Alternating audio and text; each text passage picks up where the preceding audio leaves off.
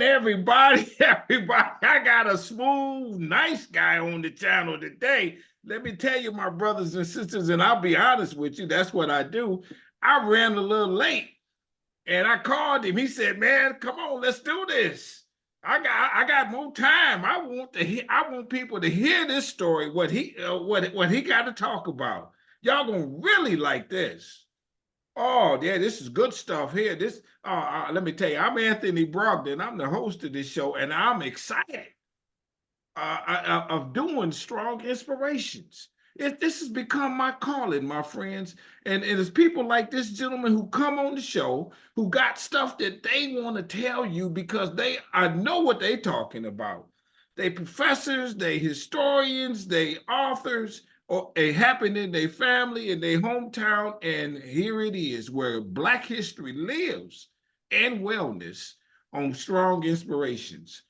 I'm going to give it to you straight, no chases. I'm going to intoxicate your mind where you stumble with this, what they talk about. And I do my best to ask intelligent questions. Now, hit the subscribe button on Strong Inspiration. It's free. Don't ask no information. It just let me know you like what I'm doing. And every now and then, and more often than not, I get a good message telling me that y'all like this, that it's moving you and you're learning something while watching the show. Hit the like button on this video. You're going to love it. Watch. I promise you that. Hit the notifications bell for when the videos come up. You get a ding, a shock, a smoke signal, something. Something to let you know there's new content. And then tell somebody about strong inspiration. Don't keep it to yourself. You sitting around the family and you telling them all this that you have learned here, and don't tell them where you learn it from. So you make yourself look all good. And I'm glad that it does that, but let other people hear about it. You in them classrooms, you can watch Strong Inspirations for free. You can move the cursor wherever you want it. How about that? Let the kids see this. Like what his guy is going to tell you today. I'm not playing with you, my brothers and my sisters. I'm going to keep doing this. Now, you know how serious I am. I did this movie. It's titled Business in the Black, The Rise of Black Business in America.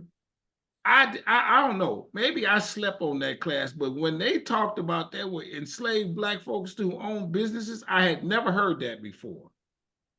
And when I found that, I had to put it in a movie. So y'all can watch it on Amazon. And then I went one step further. I put it in book form, and it's got more facts. This is on Amazon also. It's titled Black Business Book, and it's on my website, businessintheblack.net. And my friends, I got a kid's book, 30 Black Business Owners in the 1800s. I'm going to give you this information. And I got a movie coming out titled They Did It. I'm not playing. I love doing it. I'm a better person for people like this gentleman who come on the show. I've been enlightened to our history, a lot more. Now, you hear me, no, hold on. You've been watching some of the videos. Did you watch the one where the guy was 13 years old, Jackson, Mississippi?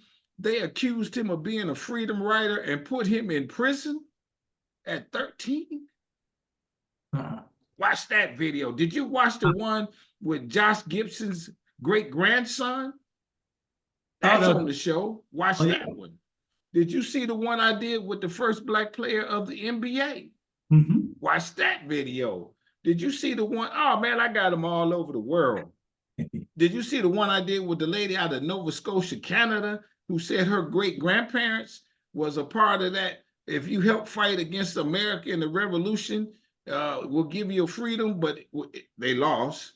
And they end up going to Canada. Whole community of Black folks up there. This lady is a part of that community. Watch that video. So watch them all. Just take your time. Go through the list. See what you want to see. And you're going to like this one. Now, you hear me use this term strong a lot. Strong is my favorite word. I just like the word strong. And in my world, strong stands for strength, tenacity, resilience, and a sense of oneness, nobility, and grace. And that's the introduction to the Strong Soul brother on the channel today. Come on. He one of them PhD dudes, too. Watch out. Come on. Thank you for being on Strong Inspirations.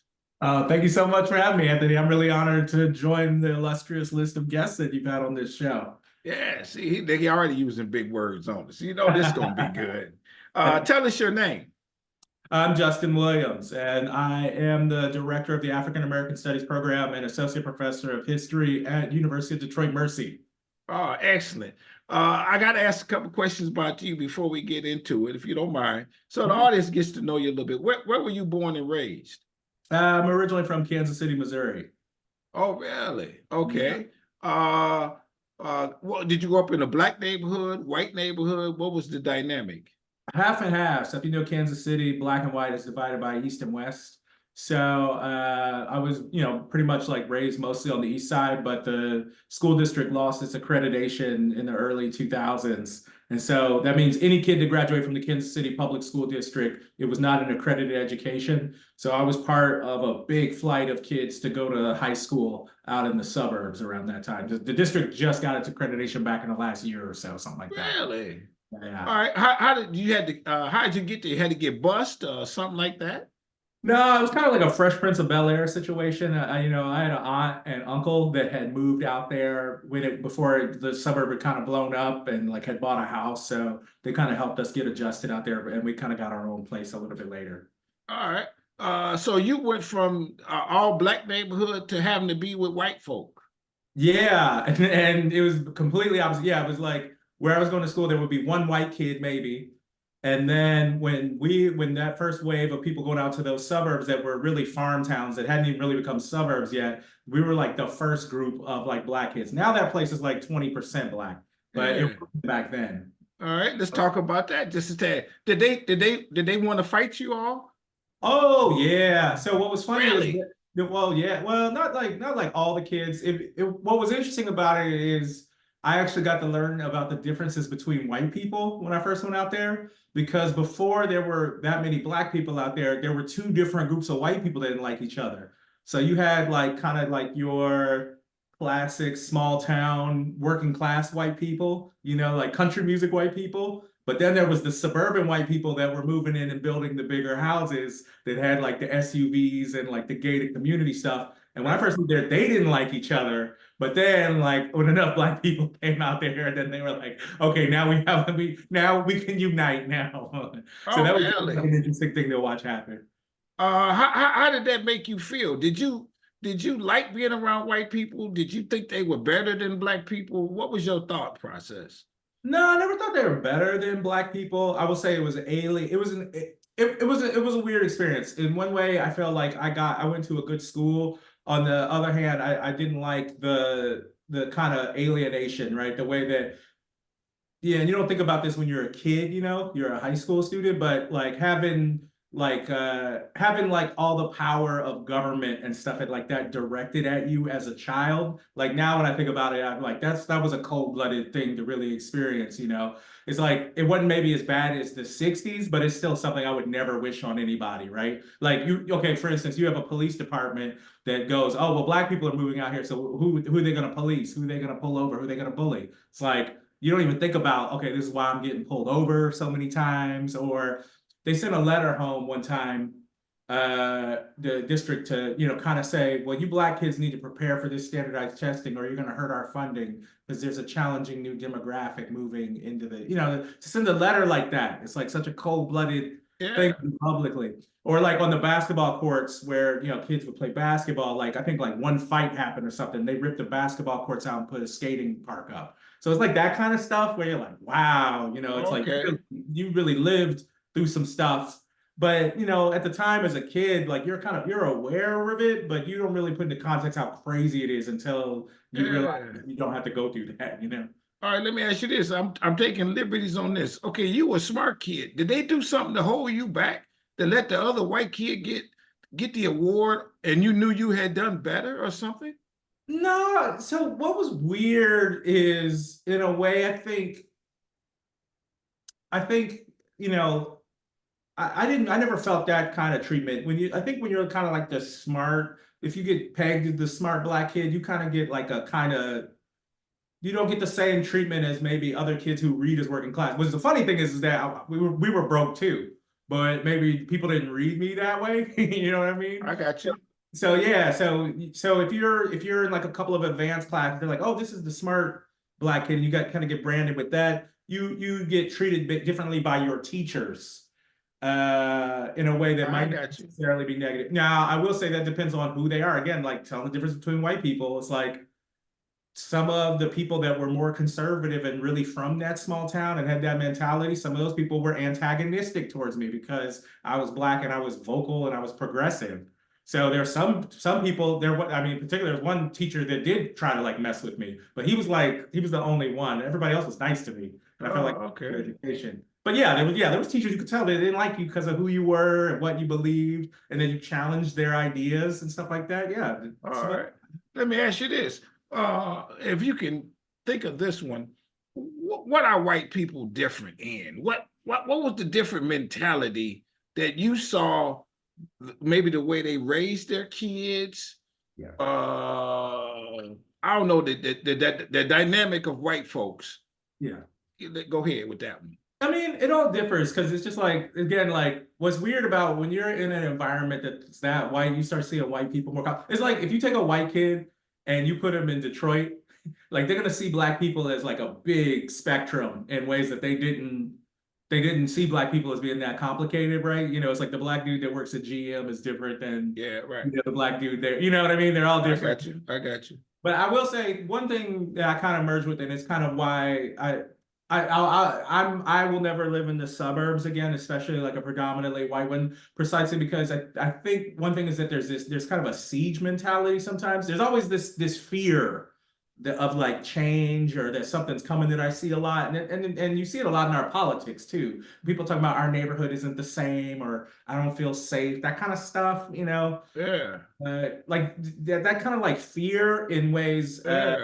Yeah, and that fear-based mentality is like one thing I kind of picked up on, you know. Okay. Well, because when y'all got there, did the whites move away? Did some leave? No, well, maybe some may have moved. Yeah, I mean the super racist ones probably would have moved. They would have moved further out, right? But you know, you just started hearing like kind of stuff. Like, so it's funny, the school that I went to, there was probably 8 of us in my graduating class, fairly big school, right? There's 700 people in your graduating class or whatever. And now there's 20% black. You know, it's like the word on the street is like that it's the ghetto school. I mean, this is like it's like a classically middle class place. But you realize the mentality's so small that if they think that's what the ghetto is, it's like they haven't even been to the city. That suburb touches the city. There are actual tough neighborhoods. Yeah. And that was kind of interesting seeing sometimes black kids who were from the city, but actually came from middle class homes that started performing like they were for the hood for white people. That was also another thing. Oh, yeah. Yeah. Yeah. Oh, how about this one? When you moved out there and you now are picking up some of their waves, I'm taking liberties. Yeah. Did you have to code switch when you went back into the city? I mean, a little bit of that exists. I'm kind of like the way I am, like, so I could be a confusing read for people. Like when I was in high school, I had hair, so I had a natural, like half the time, like when I was like 2000s, I was still wearing my FUBU in both places. Right. It's like, to me, I didn't see it as, I didn't really have like 2 sets of clothes or really like necessarily like a different accent. I mean, the way I might shake somebody's hand is going to be different. Right. You know what I mean? I got you. But other than that, no, it was mostly the same, All right. Just a couple more on this. Do you know where the plantation is in your family? Where the plantation? So we're Midwestern black people. So we're from Missouri. So like central Missouri. So around like Boone County, Columbia, Missouri is kind of where our roots kind of go to. And so, yeah, we kind of know that, like, we became city people. My grandmother left Boone County, like probably in the 1940s to go to Kansas City as like a teenager. And that's kind of where my mom's side of the family comes from. And then my dad's side of the family, my grandfather was an orphan He fought in World War II, so we don't know about his people. He was adopted by white people that basically used him on a farm in Nebraska. It's just like free labor, kind of. Really? Yeah, yeah. And then he volunteered. He went to go to World War II early. He lied about his age. He was only 16.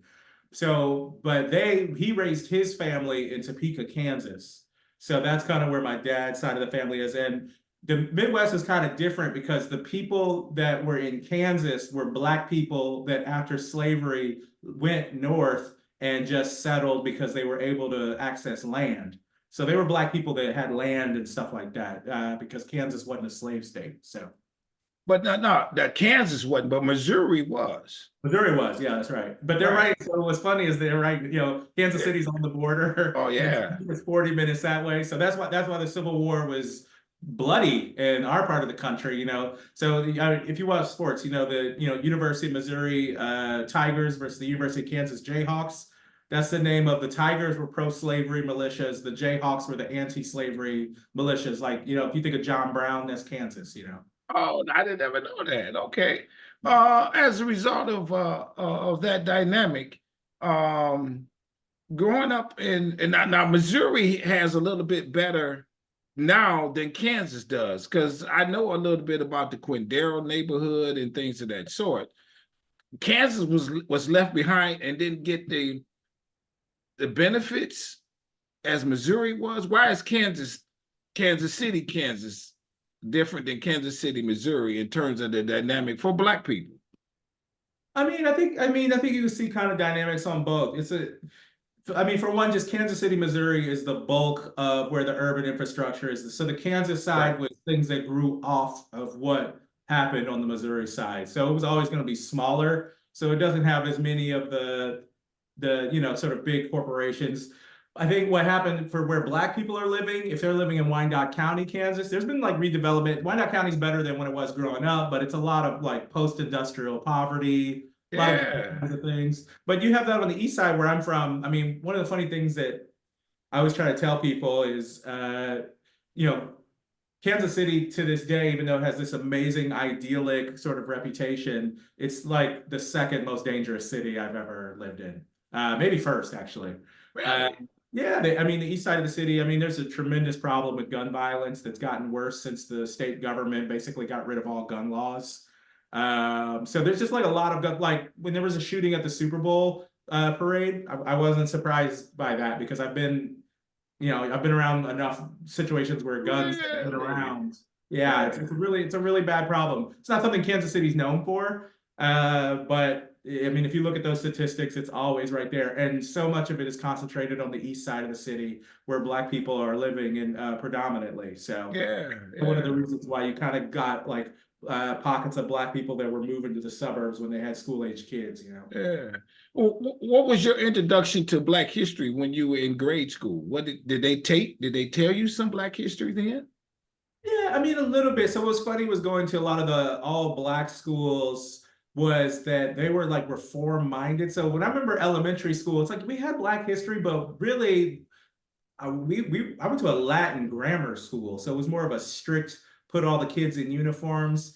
It was kind of that, it was that period of like in the 90s where and like crack was a huge problem and those things. So it was this idea that these kids required discipline. So, it was like, oh, let's teach them Latin and put them in uniforms and stuff like that.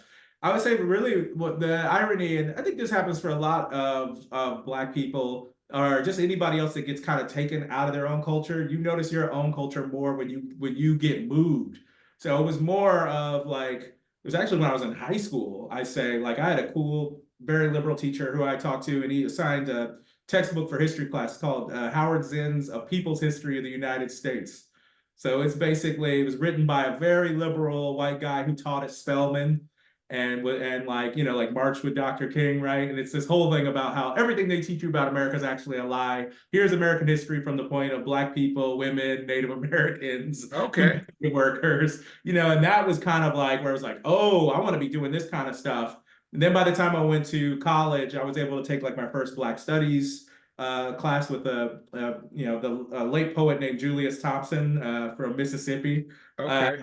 So that was kind of that, and then I just kind of kept going with it. I was always interested in those kind of things, so I just kept studying it. That's why I'm at the job that I'm at now. Okay. You're interested in what Black history? What's your first love of history, I guess, in terms of that?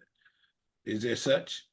Yeah, I like all kinds of things. I was really attracted to the 1960s a lot initially, but just because it was cool to see Black people trying to imagine like a different world and doing whatever they thought they could do to make that world real, making whatever connections you had to make, reading all kinds of different political literature. So it's like this amazing time for just like ideas and just like regular people are really, are politically motivated and becoming Right. politically conscious, and people are trying to educate each other. And so I always thought that was like a cool period. So I use that kind of as a springboard for other things. But I'm generally just interested in anything and just kind of amazed by the stories that you come across.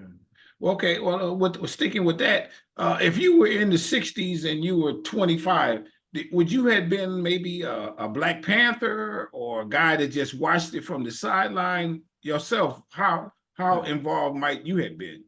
It's so funny. I had a student ask me that literally like 2 weeks ago. And anytime I'm reading about anybody that lived during my parents' generation or older, I'm so amazed by them that I can't actually wrap my head around what they were going through and what they would face. I couldn't even imagine, I couldn't imagine what it would be like to be alive and watch Martin Luther King and Malcolm X get assassinated and Fred Hampton. Like that level of disappointment that must have been like, Yeah, sure. yeah, I can't even wrap my head around it. But I can say, if you take me as who I am, I think I'm a good ringer for a guy that's active in his local NAACP chapter. Right, I got you. Because it took a lot for a person to put their life on the line like that. Yeah, yeah. That's Yeah, no, it's the level of bravery that everyday people show, in those marches and things. I don't know if you ever seen it. Richard Pryor gives this great speech where he just starts crying, talking about like, there's no way he was scared to do what any of those people did in the South, right? And that's right, the way I look at it, like to be right, able to face down death. I mean, right. wow. Yeah, no question. And it's funny. I just got back actually today, this morning, from the Selma Montgomery March, 59th anniversary. And when I was walking over that bridge, I kind of thought, what I had done that because they knew the troopers were on the other side. Mhm. They knew that this was not going to go well. And it took a lot for a person to say, "Well, I'm a fight for this anyway," and let the cards fall where they may. Yeah, or to even know that, just to know that getting attacked is even the point. Like to walk into that knowing, it's like we need these images to be broadcast of us being hit with water hoses and us being Yeah, beat by dogs, and to even just go in with that level of, mentality, yeah, it's like, to me, it's like, it's so much to wrap my head around. yeah.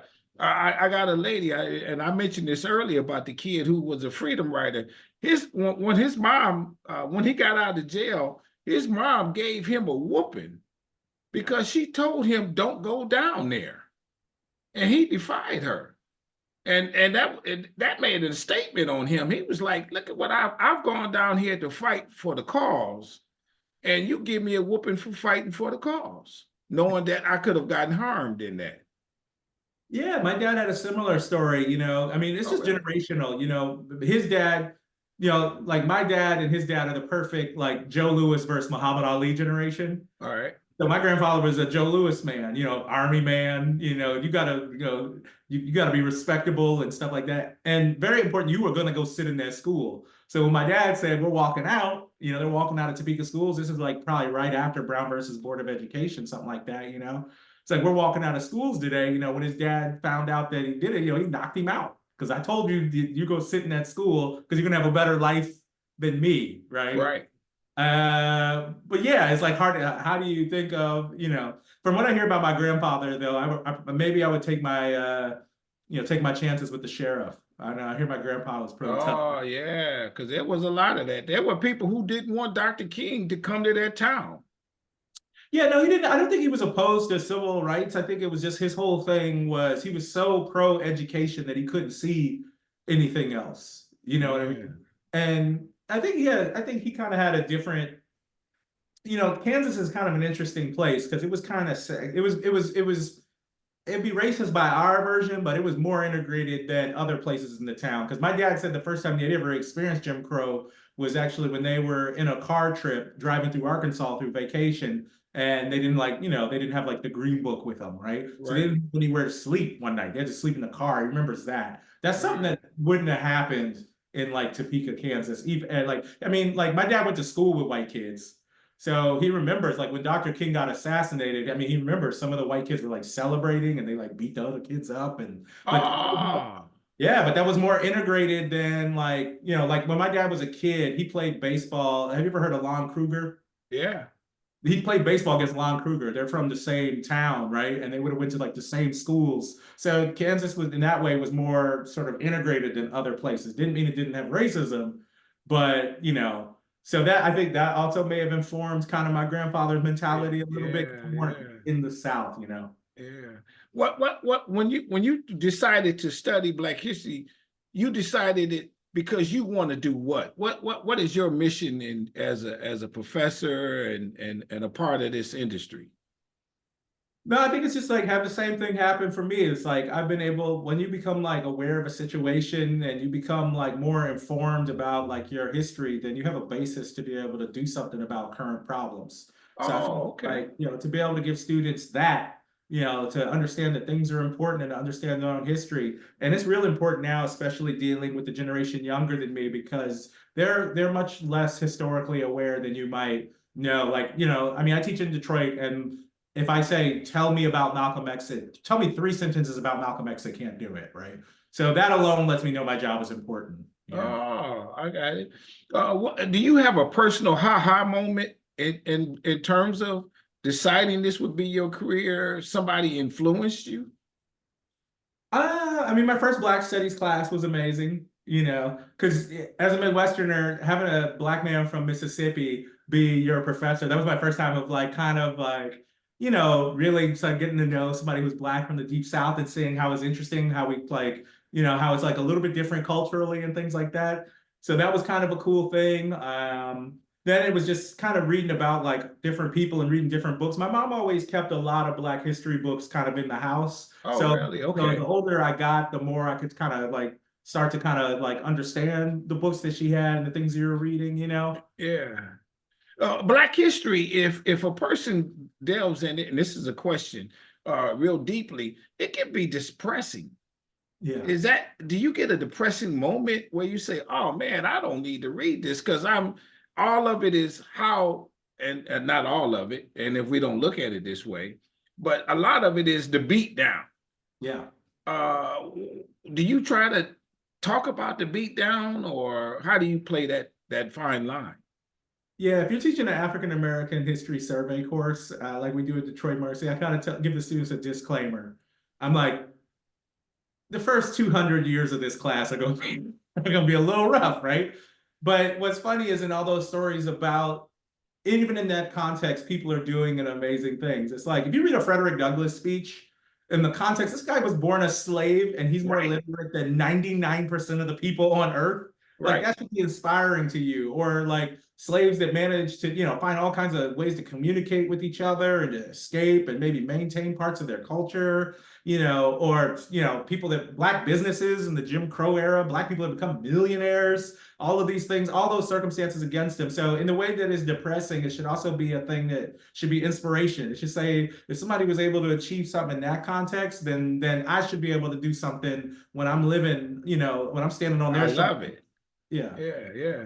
What's your take on white people and their love for Black history or taking the class, Yeah, what it's have funny. you? So it is an interesting thing. I would say a difference between Detroit Mercy and where my former institution was the City College in New York. The City College of New York, the students are overwhelmingly minorities. And at Detroit Mercy, we're a predominantly white institution, although we have like, Black students and we have like a fairly big population of students from the Islamic world as well, right?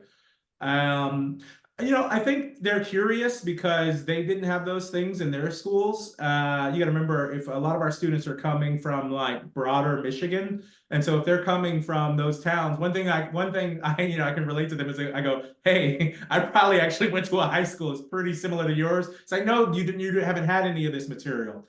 But then there's also the thing that where they're interested based on things, they lived through 2020 and Black Lives Matter and all those things, but they just don't know what any of it was about. So I'm like, here is the context for these things that you have lived, to see where your people are coming from and to show you how like long these problems have been around, and so you can put kind of those things in context. So, Yeah. what's good is working at a progressive institution like Detroit Mercy. They're supportive of what we do. I'm glad I don't teach at maybe a school in Florida. I'll just put All it right. that. Okay. Since you brought up Florida, what would be what don't okay, hold on. They don't want white people to feel bad, Yeah. uh, even though they did do it and are still doing various things, Yeah. voting rights or otherwise. Do you want them to feel bad and to change their attitude or what? History is not about what you feel. History is a record. So I can't, for me to say, well, I'm not going to read Black history because part of it makes me feel bad. Well, then I'm just not going to have any understanding of where I am in the world. So, yeah, the idea that you are entitled to certain feelings based on the reality of the world is just not the way the world works. So that's why I would tell my dear friends, that's just not the way it works. Nobody, you don't get to wake up. Nobody else gets to do that. Nobody gets to wake up and say, hey, I'm poor. Well, that doesn't feel good, so I just don't want to be poor anymore. That's not the way not the way stuff works, right? But Yeah. yeah, I think a part of it's too is that any colonial project is, I study Africa, as well, right? And any project of colonialism, the first thing you do is you take away the people's history, and that's the way that you can do whatever you want to them in the present. Right. One of the things that happens, and I'm guilty of this, when I talk around white people, if I say something Black, I kind of lower my voice. I don't even like bringing it up. Yeah. You know what I mean? Because then that changes that dynamic. They know I'm Black because I walked in and look Black, but outside of that, I try not to bring it up. Yeah. You have to bring it up every day. Yeah. Well, there's just no way around it. But they get they get through it though. They understand why I'm there. The good thing is about being at a place on a daily basis. I'm not having my first interaction with people, so after the first day, they realize I'm Black, and so then they it marinates, and then we're good. I don't have problems with students. Students are not uncomfortable with the material, and they're not like, this makes me feel bad. That's not the way students actually react. They're just like really. There are a lot of times they're surprised about what they're learning though. Oh, okay. Yeah. What's the story that you tell them that just kind of that you found is mind blowing?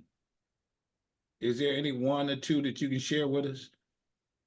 I mean, the scale of like, I mean, even if we're talking about the 1960s, they don't realize like the scale. They don't realize kind of how violent America was during that time. Oh, really? Yeah, they have no conception of that. So even if you're teaching just about Detroit, like in the 1940s and the 1960s, they're kind of like blown away, by reading about some of those things, right? So those are the kinds of things that they're pretty, they're pretty surprised at.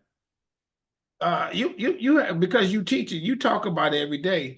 When you talk about it, like the 43 riot in Detroit, I must admit I had not known of that prior to the last few years. Should Black people continually have celebrations for these events? That's a question. So that's a hard question. So what's interesting? Detroit has something in common. With before coming to Detroit Mercy, I lived in Newark, New Jersey for the last 13 years, and they both have in common the summer of 1967, right? And they both have in common to where there's kind of the before and after. I think it's good to commemorate those things because, for one thing, the history that gets told after them kind of minimizes the role police have in actually doing violence against people. Like in, like Newark's case, right? The National Guard makes things actually worse. They come in and just start shooting people, right? But then it's kind of important because both kind of mark a struggle for Black majority people to finally sort of get like some recognition and some power in government. So it's kind of like this era that leads to Black majority rule. So I don't think you should stop like, remembering those things, and you shouldn't like maybe, I think it's okay to say rebellion instead of maybe riot or things like that. I understand that as well. I think it's just also about like learning the cost that had to be paid, right, for those things. It's right, you win in maybe the end, right? Like you get Black majority rule, but then you get like all the economic resources then being taken out of inner cities, like right kind of after that, right? So it's just kind of learning about, like, I think the complexity of it. Will racism ever go away? Oh no, because it's in people's interest to be racist. So, if it's in my economic interest, if I can marginalize another group of people to make myself either psychologically feel better or to economically or politically benefit myself, I'm going to do it. And that's why you see, racism even in this internet age, it's made it worse in a lot of ways. A lot of just racist content out there, catering to people's, egos and things like that. So you can't say that racism is going to go away, but what you need to teach people is that it's their responsibility to push back against racism, because racism inevitably always leads to the same place. At best, it just leads to injustice. At worst, it could be wars and death and things like that, right? So, it's about teaching people that to recognize what it is and to push back against it. When I was in Selma, I met a white guy who he wants to come on the show. His great-great-grandfather wrote the Jim Crow laws. Ooh, wow. And now he is going around the country, and I guess it's kind of to apologize. Yeah. Do you want them to apologize? What should be their response to what has happened in history? I think it's good to have an apology. I mean, I don't require one. It's not, but for what was done in so many different ways, if somebody wants to apologize for what they did, I think you got to let them do that. You know what I mean? And I think Black people also need to hear that, because part of it is also healing yourself. You can't move forward and have any closure if nobody apologizes for what, their ancestors or whatever did to you. There's nothing wrong with, I think, an apology, So I don't require it. I don't ask white people to like apologize for being, white or whatever, but he has like a concrete story. He says, my grandfather did this. I apologize on behalf of my family. I'm happy to hear that. And God bless him for doing something like that. Yeah, I thought it was pretty commendable. But one of the things that has happened, though, is that a lot of white folks are still on top of this. They own the plantations. So now we go down to these plantations in the South, wherever, and we pay a $5 entrance fee, a $25. They're still making money off the institution. Yeah, it's pretty weird. I will say, as someone who's interested in history, and then also I like to go on vacation. You know what I mean? So when I go down to New Orleans or Charleston, that, as someone who studies history, that's the first stuff that thinks of me. Some of these nice restaurants are like plantation houses. You know what I mean? I think about those things. I think, you listen, I'm for both sides of the argument. There's some people that says those things are like, it's like eating at like a Holocaust site or something like that. Right. I accept that. They're right. But then other people can say, well, a lot of places were different things during different points of their history. So, and it's like, okay, maybe that's a point too. So I don't know. Yeah. Because now the one thing I've thought of, and I've said this to some people in various ways, I think if we're talking about reparations, and one form of it is, okay, my family worked on this plantation, and the white folks still own it, the state, the National Park Service, and they're making money off of this, then I'm thinking that they should give those who live there some part of that admission fee. Everybody comes in, we give $1, we put a fund, we use that fund to either give money directly to the descendants and or invest in programs that directly benefit those descendants. I think that's one form of it. No, and that's a great thing. I think that's like a very direct way, because you go, here's who it harmed, here's who its descendants, because people that are against reparations, and I don't subscribe to these arguments, but this is what they, say, well, how do we know? And who gets the money and things like that. If you're saying, look, this place generates this revenue, these people who were affected by it should get it, I think that's like a great way of doing it at like a smaller level. You know what I mean? Yeah. Have you, in your research, uncovered something that most people don't know? Is there a don't know, most people don't know point that you tell? I think that I think a lot of people don't realize how much they subscribe to myths about the Civil War. Okay. I'm always very surprised at people that don't think the Civil War was like about slavery, like that kind of stuff, or even the way that slave owners after the war sort of eventually end up getting like treated better than their freed slaves. Yeah. You know, those kinds of things. I think people don't realize. I think that's why history is important. When you teach people that kind of history, then they realize how like kind of cold-blooded this country's history really is. You know. Yeah. Let's talk about that, those 2 points there. What do you say about the Civil War? I mean, the Civil War was started because of the issue of slavery, and you know why I know? Because that's what the Confederacy said, and I believe them. That's what they said. So, when the state of Mississippi secedes from the Union, they go, it's like, our number one issue is the maintenance of African slavery and white supremacy in this country. So there's no need. So a lot of people have come up with these like alternative theories. Again, kind of the thing of white people not wanting to feel bad, right? Oh, Right. well, it's about states' rights, or oh, it was about taxes, or oh, it was about they wanted to curb the power of the federal government. It's like it's all nonsense. It does none of that holds up when you actually read what the people that started the Confederacy said themselves. Yeah. Because I mean, a lot of people say Abraham Lincoln did not start or do the emancipation for slavery.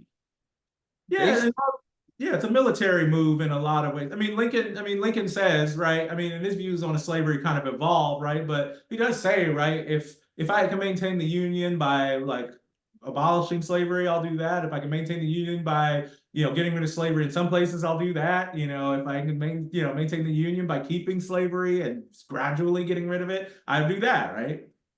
is he a hero? I think so. I think he's not a simplistic hero, but to me, I think, you know, the end results of what he does. Like for me, what's more interesting is what if Lincoln had not gotten killed?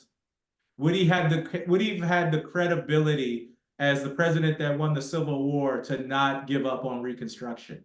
Would he have taken Reconstruction further? Yeah, that's a good point because once he did, the president after him was it Jackson Andrew Johnson. Johnson. When he came in, he let the floodgates go, and it was even almost worse. Yeah, he's a Southern sympathizer. So that's one of those things where I think that's kind of a what if. I think it is important for people to, it's like important to know that Lincoln, even though he didn't like slavery, he didn't necessarily see black people as necessarily equals, right? Like I would say that's one of the things, okay, when you're taught about Lincoln growing up at school, you're like, Lincoln and Frederick Douglass were best friends and Right, roommates. right, It's right. like none of that is true. Oh, really? No.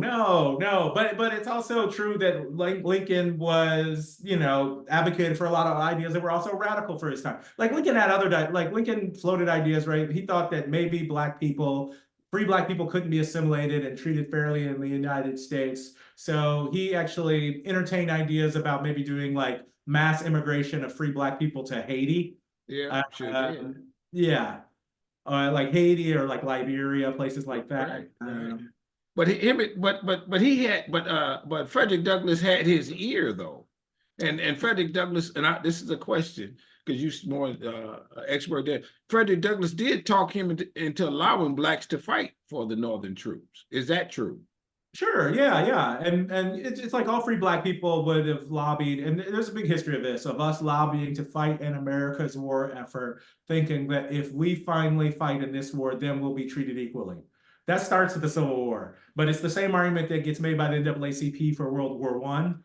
It's the same argument that gets made in World War Two. It just never comes true, and that's why black people are going to have a very different relationship with Vietnam by the time you got at that point, because this idea of black people signing up for the war and being patriotic is going to lead to equal rights. It never really materializes, right? If you look back at history, and I don't know what the parameters to answer this question, when could you might say was the best time for black people? and before 1970 or whatever. I'm not talking about now, because maybe now is the best time. But Yeah. yeah. Well, in a lot of ways, yeah, I would say now I wouldn't trade places on paper. Like I think the fact that I don't necessarily, I might feel uncomfortable in a lot of places in Yeah, America. right, I right, don't right. feel unsafe for Right the there, right. yeah. And then also just kind of like the fact that we have like, like something like 57 Black people in the House of Representatives now. We Right, have right, actual proportional right. representation in the House of Representatives. Like that would be science fiction for my grandpa. I don't know. I'm trying to think. You know what? It's crazy. A lot of people don't think this. And there's another thing that it's actually the period of Reconstruction. Like how Really? crazy would Okay, I it be? like that one. Yeah, how crazy would it be if you were born a slave in Mississippi, the war ends, you're made a citizen, you vote in an election, and you go from slave to having two Black senators and a Black member of the House of Representatives, and you're living in a democracy for that. What is it like? Maybe like it's like a 9-year period or something like that. Yeah, 7 years. Yeah, Yeah. yeah. Like that would be great to go from a plantation to having like, and then maybe you bought some land. So there's some incredible stories in the South before Jim Crow where people end up getting pushed off a lot of that land. But yeah, like freed slaves buying the land that they were a slave on, and kind of all Yeah. kinds of crazy stuff happens.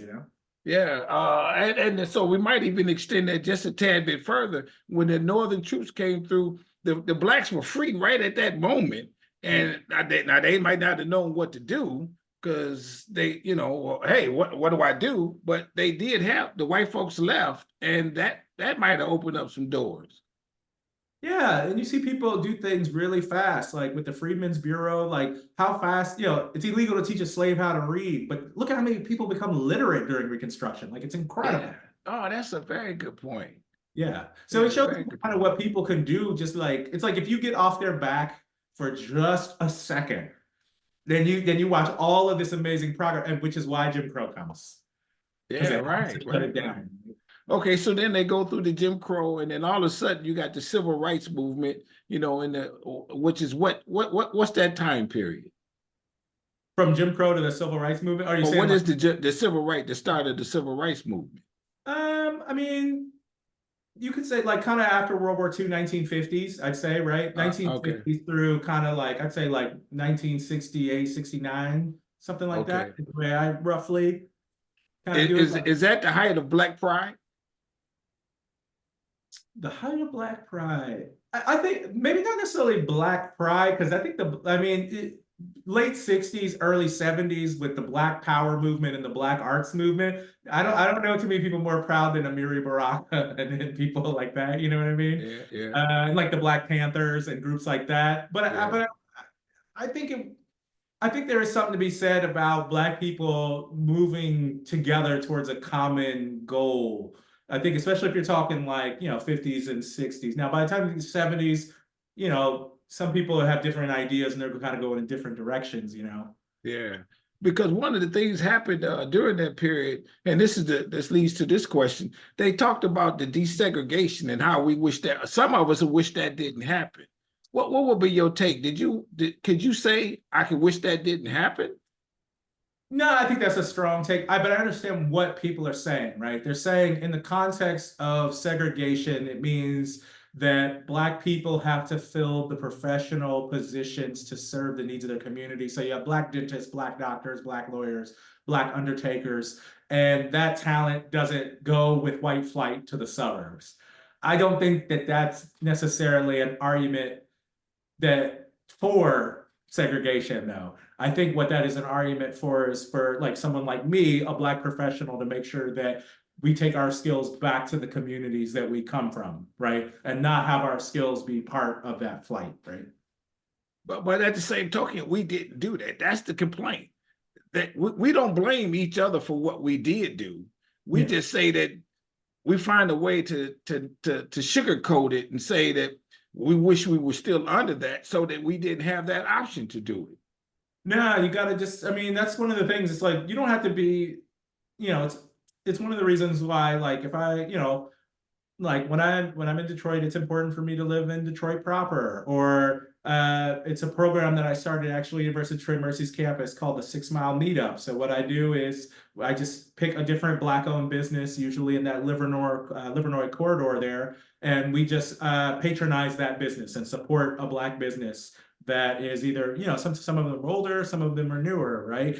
It's just about, making sure that you reinvest in your community. I think a lot of people, for whatever reasons, kind of got caught up in the American dream of the white picket fence of the suburbs. But I think now we're kind of coming along, especially now with gentrification, we're coming along and realizing the value of our own communities, which I think is very important. So there's a lot that's one of the things I love about Detroit, right? There's so many great things going on. There's Black businesses that are doing things. You're seeing Black homeowners come into neighborhoods. And so, for me, it's just important just to like encourage whatever they're doing and in whatever way you can. Just go into a Black business, get a cup of coffee, keep your money in the community. Yeah. I'm gonna ask you a question. Hope you don't mind this, and Yeah. we'll go with this. Do Black people like Black people? I think we engage in critiques of each other that other groups don't. Right. And I think part of our history, I think there's a lot of trauma that Black people have. And because we don't maybe have enough power to take that out on the broader society, I think sometimes we take out our traumas on each other. I So love it. yeah. Very So, good question. Yeah. so like colorism is a thing you see, Yeah. going after interracial couples, going after people who talk proper, going after people who don't talk proper. All that stuff that doesn't matter, that all the stuff that you don't see other groups doing to each other, right? Is a lot of that's kind of stuff that we'll kind of engage in, and the internet Right. makes it worse. Right. So I don't think I think we're a solid group politically, but I think sometimes at a lower level we start then kind of dividing ourselves kind of needlessly based on things that really don't matter. Yeah. Because I know people, they don't like any Black mayor. They don't like any mayor. And we could talk about Detroit, and I'm not going to name names who the mayors were. Yeah. There's only one. The Coleman Young is the one that everybody still rah-rah-rahs behind. But Yeah. nobody else did they like. And they don't like the white mayor. And so I wonder, what do Black people want?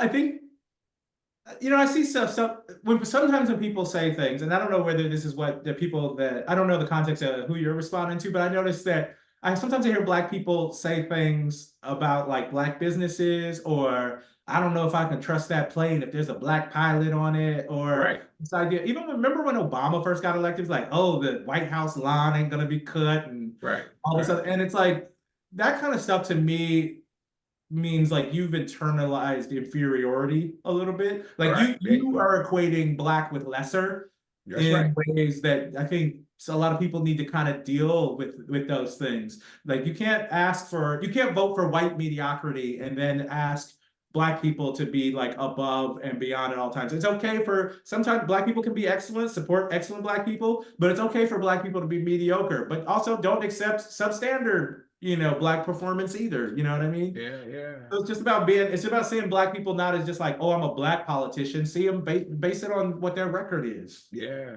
As we almost come to a close, have Black people gained a lot over the years? I think in some ways, like, I think socially we have more political power than like, any of our ancestors could have imagined, right? It's like when the Democrats take over the House again, the next Speaker of the House is going to be Black, right? We've had a Black president, we have a Black, vice president, right? It's like, and they come from different shades, even if you think of Obama as like, Harvard guy, but then, Kamala Harris, she's a Howard girl, you know what I mean? Right. Yeah. So, I think in those ways, I think what we have to do though is focusing on things like, like urban schools are still a huge issue. People are getting like separate and unequal educations. That's going to be a huge problem. We got to make sure that, Black people are getting access to affordable college educations. That's super important. Right. And then it's also about home ownership. You know, Yeah. Black people have got to get a bigger share of the national like wealth pie, or things actually, on statistically, they might actually be worse in some ways. If you look at homeowner and net worth, you might be better politically and socially than a Black person in the 60s, but you might actually have less money than them. Mm. Uh, so we have to kind of like think about those things, it's because once you have that economic power, a lot of other things come with that. If you were to go in this, and these are just terms, figurative terms. If you were to go in the hood and you in front of a group of Black folks who, again, these are terms, let's Yeah. say are not educated, and they're sitting there and they're looking at you and they're wondering, uh, um, how do you convince them that life is good? How do you convince them to love Black people from a historical standpoint? Yeah, that's a thing that I kind of deal, I deal with maybe in my personal life and things. It's like, how do you address people without like preaching to them or feeling like you're looking down on them and things like that? I think it's just like, I think you go into spaces where people are seeking opportunity and get it to them. So if I ever get asked to go teach at a public school, I go talk at the public school and just go tell the kids like, hey, look, I didn't come from like money or any of those things, and I was lucky to take advantage of a couple of opportunities that I got. And I can help you get access to those same kinds of opportunities. There And you then, go. yeah, and then you just do it for somebody else. You know what I mean? Yeah. I was always wondering if I went into a school and I was talking to the kids and they sitting there, they fighting among themselves. And I look at them and say, man, you fighting. What do you want? You want to really hurt that guy? It's a Black guy. You want to really hurt him? What do you say to change our attitude about each other? How about that one? Yeah, I think if we teach our history, that's a good thing. If you teach a history, look at like what we accomplish when we're working together. So it's like, what do you want to accomplish? You want to destroy yourself, or do you want Right. to work with other people to do something better? You know what I mean? Yeah. And it's also just about getting people to see people as community. I mean, that's the thing. But it's a hard thing when you're put in certain conditions. You're going to see other people as competition, and if you have unresolved issues that you're bringing into school and things like that. Certain kids need more attention from their parents, but their parents might not be able to do it for whatever reason. Right. Parents a lot of times, now they're working 2, 3 jobs, all this Yeah. kind of Sure. stuff. Sure. Sure. So I mean, it's a lot, but you just got to make sure that people are getting those resources, because in my generation, the whole thing was just send us to jail. So that was another reason why I was like, you got to go to school because they're waiting on you to send you to jail, if you don't go, right? So we need to do better than school or jail. We need to be like, let's get some counseling services in these schools. Let's get some better, like make sure that they're getting like the same resources that kids are getting in the suburbs in these schools. So they don't think of themselves, so they can see themselves like achieving things. Take them to places where Black people are working, and they can see Black people with middle class jobs. Have Black men come into those schools and mentor some of these kids. A lot of kids don't have a lot of Black male role models, which is why I find a lot of Black students gravitate towards me, just because they haven't had a Black male teacher in their whole time that they've been in school. Yeah. Right. Right. Right. Right. What classes do you teach this semester? What type? Yeah, what do you teach? So I'm teaching critical perspectives in African American studies, and then I'm also teaching history of modern Africa this semester. The first one, what does that one entail? So it's just about reading about different Black people, read different Black people's point of view. So if you read Malcolm X and then you read Martin Luther King, what is that person's perspective? Where do they live? Where are they from? What's their background, right? Okay. Yeah, so if you understand that Martin Luther King is a preacher's kid who went to Morehouse and he's groomed for leadership in the Black church in the South, his point of view is going to be different than someone like Malcolm X who grew up with a rougher life in the inner city North. You Right. know, they're going to have just different points of view on certain things, right? And especially when you have the influence of the Nation of Islam, right? So it's Mhm. like, okay, let's understand these things so we can understand why these different people believe what they believe. How does a person get an A in your class? Show up, do the readings, and just and try. You gotta try to recap. You gotta I think the challenge now with students is that their brains are wired based on cell phones, so they can't really concentrate long enough to read. They don't, they have a different relationship with reading. A lot of them have never read a book by the time they get to college, right? Mm. You, Um, you make them write a paper, and then there you can understand that they read to be able to critically understand what they read. Yeah, absolutely. So they pick, they choose their own topic. So, it's kind of if you when you allow them the freedom to choose their own topic, they can come across a Black person that maybe they want to know more about, or an idea, or maybe you can't cover everything. Like Black, but we're a big group of people with a long history and a lot of different ideas and things like that. So if they say, "Hey, I want to learn more about this particular person or this particular theme," allowing them to kind of explore that, because that's the way I got inspired. Like, I was interested in civil rights when I was an undergraduate student. So I wrote my thesis about a desegregation case at the University of Missouri that was kind of a run up to Brown versus Board of Education. Like, Mhm. I had a professor that allowed me to explore that. So, I have a student who's writing about African immigrants in the Bronx, and she's going to write a thesis on that, right? And so, Oh, okay, yeah, okay. so it's a cool thing to see people going through the same thing that you went through. They got interested in something, they saw that they could do something with it, and then they're pursuing it. That's all you want. Yeah. Have you written a book? I have. The title of my book is called Pan-Africanism in Ghana, and you can find it on the Carolina Academic Press. You can find it anywhere books are sold. And it's basically tracing kind of the African American relationship to Ghana over like a long history, and how how it kind of evolved with like changes in Ghana's politics and its economy. Oh, okay. I love it. Do you have a website for people to follow you or anything like that? If you want to follow what we're doing, one of the great things about being in Detroit is that we're very public facing with the program. So we have all kinds of events that we'd love for the community to attend. And then, Yeah. like I said, with the 6 Mile meetups, you could, I'm in the community too. Just come, let's come have a meal. Let's support a Black business together.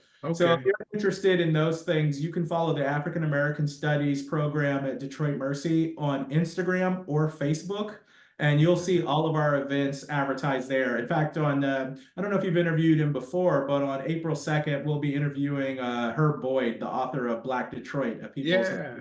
Yeah. Nation. Yeah. I haven't had him on the show, but I do know of him, and I guess we've come close to talking. Is there a question I have not asked you? Something that you want people to know? Anything? No, I just reiterate again, come to the University of Detroit Mercy, follow us on those social media pages. And we really, one of the things I'm doing as director of African American Studies program is really trying to promote greater connection between the campus and the surrounding community. So, please come, you're welcome at all these things, because it kind of goes back to your question of like, listen, everybody may not have like the money for tuition and things like that, but if the school's providing me with the resources to do the programming, come take advantage, come get that lecture for free. you know? Yeah, I love it. I love it. Well, hey, thank you for that, everybody. I told you you're gonna like this because we went deep, and because I mean, and he used his own personal opinion, which I agree with all of that. We got to stop hating each other and stop thinking that we have not made it. We have. There's always more room to grow. Mhm. But when you look at history, and your response to about the Reconstruction period, that was right on point, because there was a lot that happened in those 7 years, and the Mhm. government even played a role with the savings bank and the schools and the land grant, universities popping up, things of that sort. So the short of it is we got a lot to be proud of. Mhm. And if nothing else, how we are still here despite all of their efforts. I think that's a big thing. So come on, people, hit the subscribe button on Strong Inspirations, hit the like button on this video, hit the notifications bell, tell somebody about us. Follow this gentleman. He's on to something big. Go to my website, businessintheblack.net, and buy his book also. And to you, my brother, I say this and I mean this with all sincerity. I want you to stay strong, stay safe, stay on your grind. Your life was transformed along the way. And that's obvious. When you went to that school, you didn't change who you were. They adapted to who you are. And you stood up under those conditions and did very well to be who you are today. And I love that. And your perspective on how we need to understand history and appreciate it, not look down on it, but then also understand it from the perspective of how we need to be able to see how it could repeat itself if we did not know it. Mm-hmm. That's very obvious. And we see those signs because they're not going away. Racism is not going away. It's just different forms and so on and so forth. So thank you so very much for coming on the show. We're going to talk offline, as you can imagine, because I'm going to promote what you're doing. And so that, bye-bye, we out. Thanks, Anthony. I appreciate you having me. Thank you.